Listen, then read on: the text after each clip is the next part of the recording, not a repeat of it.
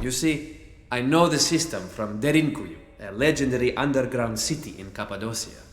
Now, all we need to do is step on the slabs in the middle in turns. You start. Alright. Which one?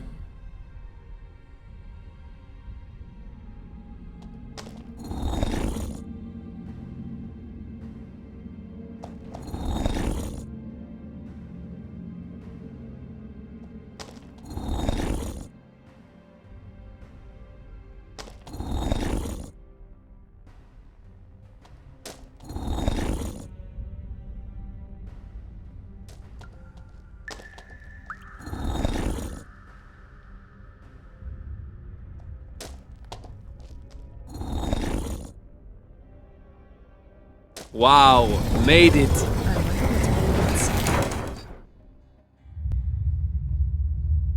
Take a look at this. What is that? It's an underground cistern. An irrigation and canal system built over 10,000 years ago. Sensational. Can you see that glow? Want to bet that what I'm looking for is in this cistern? What are you gonna do? Jump in? No. I still enjoy life. Somehow, I need to get the Geiger counter down into the water to do some measurements. Ah, good. Well, you can feel this one, champ.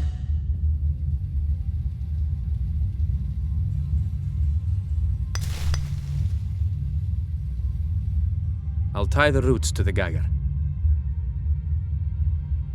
The roots are long enough and the Geiger counter's secure. I think I can get a measurement.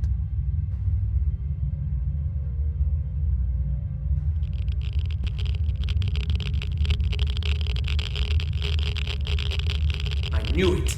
I'm getting a reading on the Geiger counter. This place hasn't been touched for thousands of years. The radioactive material must date back to then. How is that possible? How should I know? But it might explain why the people left everything behind. We shouldn't stay here any longer than necessary. Too dangerous. I've got my evidence. Let's get out of here. Let's find Max. We need to get out of here. They'll be here any minute. Okay, let's go. Shh! Did you hear? Shit! Quick, get to the car.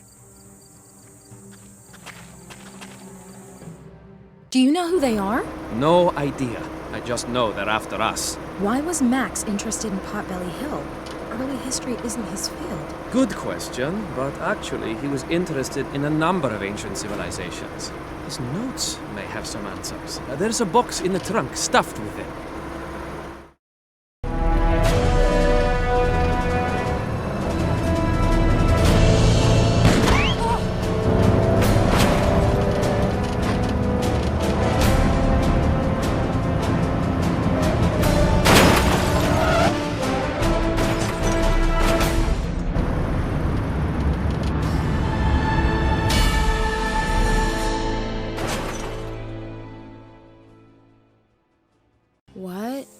What happened? Emre? Emre. He's gone. Wasn't he strapped in? I have to get out of here. Damn, the belt's stuck. God damn it.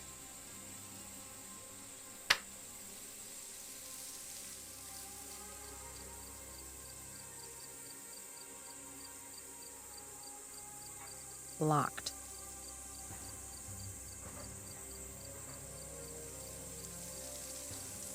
A comb and a parking disc. What I could really use right now is Emre's pocket knife.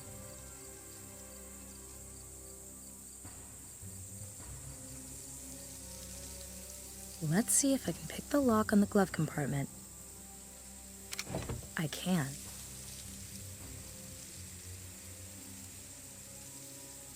I really don't feel like listening to the radio right now.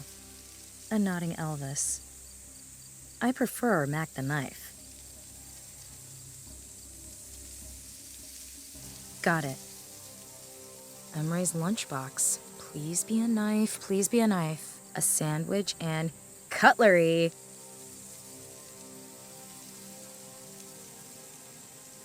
Freedom, I'm coming.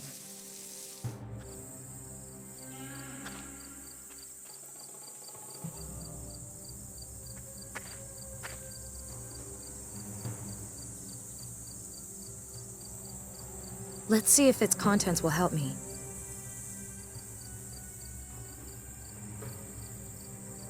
The Nazca Lines, Stonehenge, the Quiquilco Complex, the Nebra Sky Disk, all records on lost civilizations. And circular, every one of them. But what's that got to do with Max disappearing?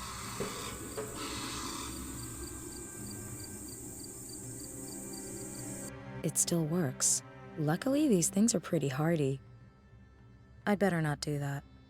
Interesting, but not really useful. I don't need to surf the internet right now, even if it were possible out here. I'd better not do that. Let's see. Email. The most recent mails are from a Cicero 63. I came across your article in the forum. So you occupy yourself with civilizations who worship the circle.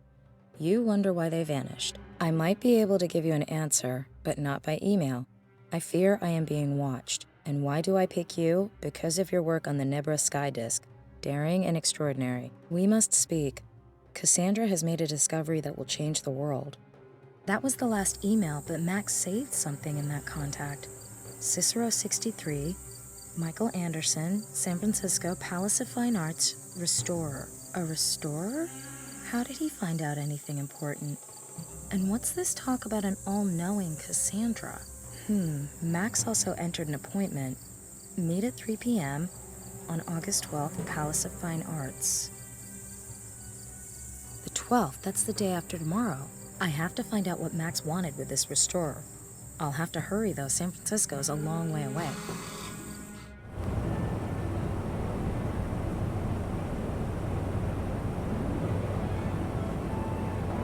My name is Chesley B. Sullenberger, and I'll be your captain for this flight. To your left, you'll see Istanbul. We're headed in the direction of Amsterdam now. From there, we'll travel directly to San Francisco. Our flying time will be about 16 hours today. My crew and I wish you a pleasant stay on board with us. 16 hours. I could fall asleep on the spot, but I have to use the time and look at what else there is in Max's notebook. Early history, ancient history, the Middle Ages.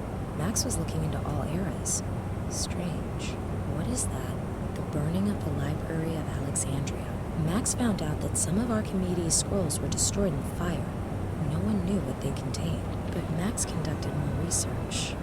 He discovered entries in the diary of an Arabian merchant. 8th of May, 1475. The sons of my brothers have found something in a dried-up riverbed near Alexandria. An amphora like the one scholars use. It is well preserved. And Nasir, my brother, has forbade the children to open the amphora. He thinks the scholars will pay good money for it. 27th of August, 1475. My brother has set off with a caravan to the land of the infidels. He has taken the amphora with him. We pray to Allah that it will bring a good price. 4th of December, 1476. The Nile has flooded its banks twice already. That is how long it has been since we heard from our brother and Nasir. What has become of him? His caravan returned home long ago. One of the merchants said he had last seen him in Florence. What now? This has to be a dream. I was expecting your master, boy. Where is he? That must be Nasir, the Arabian merchant Max mentioned in his notes. He is busy, but he asked me to assure you that he is interested in the amphora. Empty promises will not feed my sons. I am here to make a deal, not to talk. How much is he willing to pay? My master will pay you whatever price you name, but he must see the amphora beforehand. Give it to me. I will take it to him. That must be the amphora, the ancient vase that survived the burning of Alexandria unscathed. It seems this Nasir wants to sell it on in Florence. All right. I know your master well. I've done business with him many times. You are wise to trust him. If the amphora pleases him, he will reward you handsomely. I have to follow him. I have to know what's inside that vase. If Max was occupying himself with it, then it must contain something important. Halt! Stay right there! What? Who? Do you mean me? Do you see anyone else? Yes, I mean you, swine! They don't seem to see me. Why? What did I do? You're a thief. You stole an amphora. Where is it? By Allah, my sons found it far away from here, in my homeland. It belongs to me. I'm only going to ask you once. Where is the amphora? Where did you hide it? Wherever the amphora is now, it is none of your business, infidel. Let me go! You obviously misunderstand our business. You will be more understanding once we demonstrate to you its nature firsthand.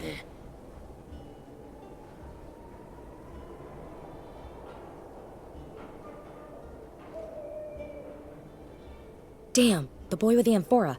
He's gone, and Nasir is my only chance. Only he knows who he sold the amphora to. That's where the guards went with the merchant.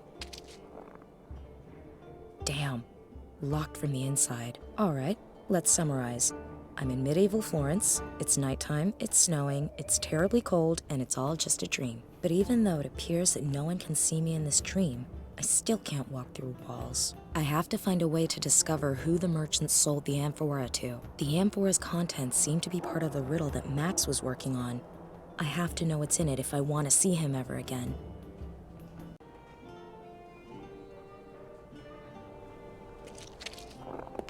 I can't get the shutters open.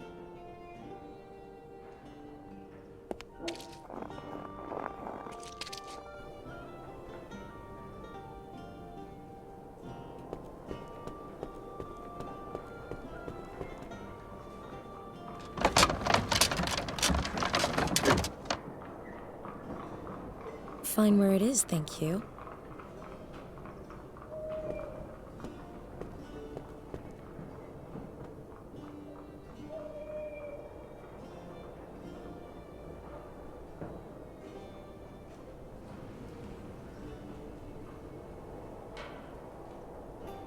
It's full of salt. I'll take some with me. I'll climb back down.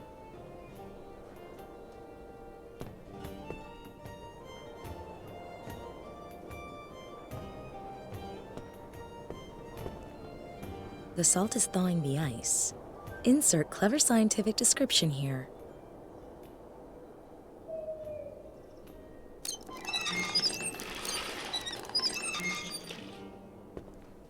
Pretty exhausting. I won't do that to myself again.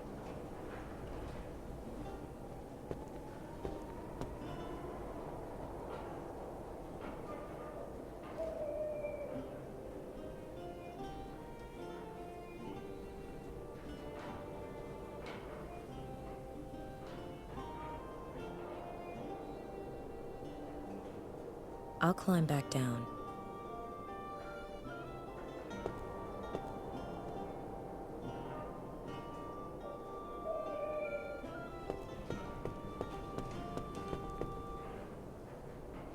The net is off, but unfortunately, the barrels and crates are empty.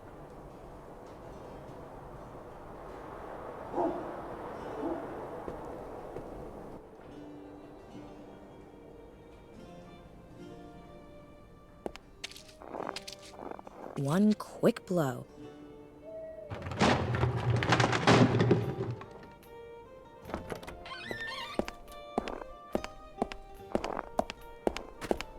Sweet John the Baptist! What was that? Some barrels rolled up against the window. Can't see how. Clear the barrels away and shut the window so we don't freeze to death in here. See, my commandant. I love it when a plan works out. Talk! Who did you sell the amphora to? Perhaps if I were to twist off one of your thumbs. Or would the slow perforation of the skin on your face make you more talkative? Why are you doing this, Sahib? I have done nothing wrong. The amphora is mine. You're a liar, a common thief. And do you know what we do with thieves? No, you must believe me. I am innocent. Please let me go.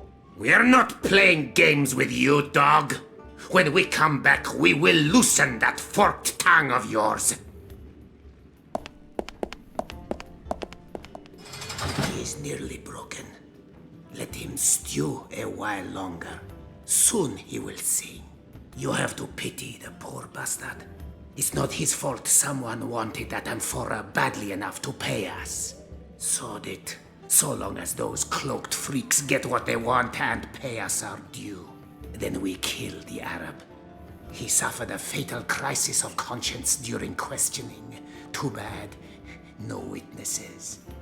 He didn't do anything wrong, and he won't last much longer. If he gives up the identity of the amphora's buyer, it'll be out of my reach for good. I have to hurry. If what I heard was right, then he's still due payment for the amphora. I'll free him and follow him to the buyer. Maybe then I can find out what's inside this thing that's so important. I nailed some cloth over the window. That should keep the cold out tonight. I'll bring in a handyman tomorrow. Right. I need to report to our employers. Perhaps I can negotiate some more thinking time for our guest. I will question him personally later on. Understood? Si, signore. One less to worry about, but I still need to deal with the other two.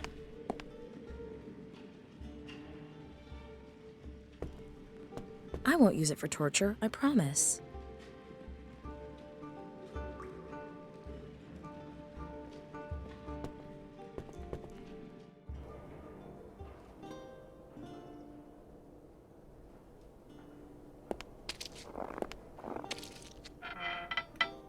I've pushed the shutters open a little. Let's see if I can squeeze something through the hole. Some herbs.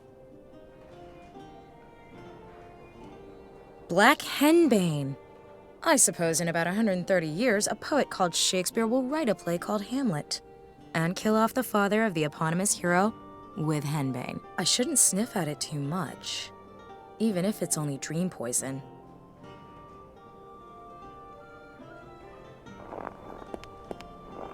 The cloth's nailed to the window frame.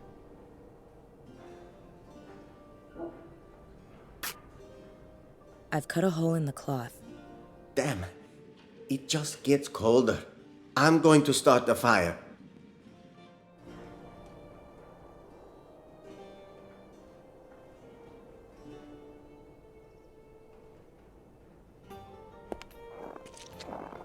There it is. Now I can climb onto the roof. That should work.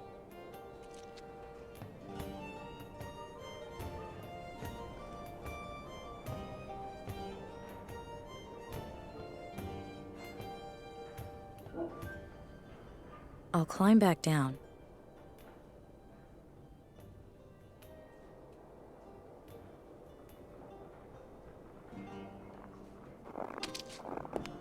I'll cut the clothesline off as high up as possible.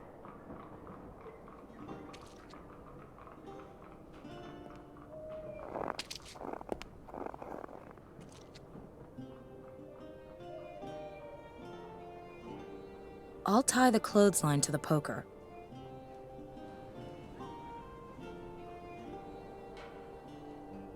There, I'm hooked. I can use the clothesline to pull myself up further. It should land on the fire and burn. I'm curious to see if its narcotic effects are everything certain people say they are. I'll climb back down. I'll take it with me and untie the clothesline. I'll climb back down.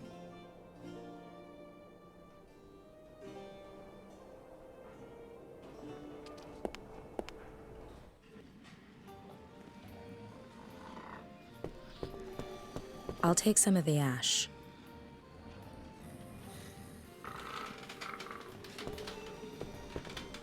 I can't find the key to the cell. The commander probably took it with him.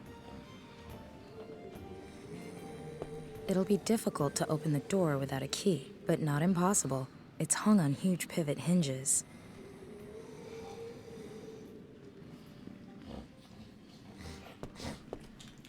The wedge fits exactly into the crevice. I could use the wedge as a kind of fulcrum and lift the door off its hinges.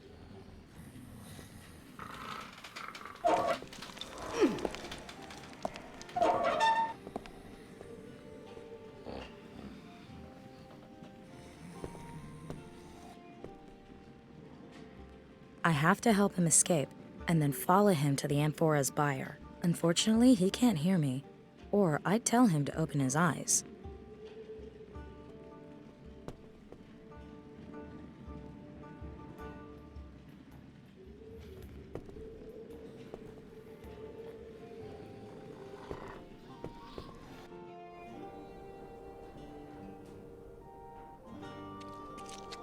I'll take some snow.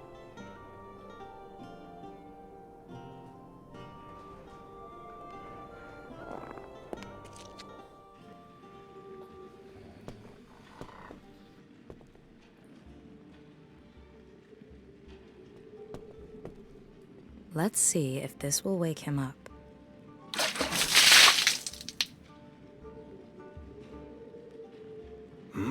What was that? Why is the door open? By Allah, what is going on here? It seems that the Prophet has granted me mercy. I should take advantage of this opportunity. Fortune favors the brave, after all. He should lead me straight to his paycheck, to the buyer, and to the amphora. I'd better keep up.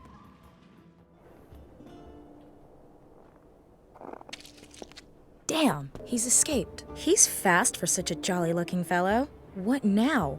I could just pick at random, but I can't lose this lead. Oh, if only this was one of those dreams where you could turn back time. Wow. Okay. Looks like I'm back to the moment before I released him. Alright, this time I should think of a way to find his trail again after he escapes.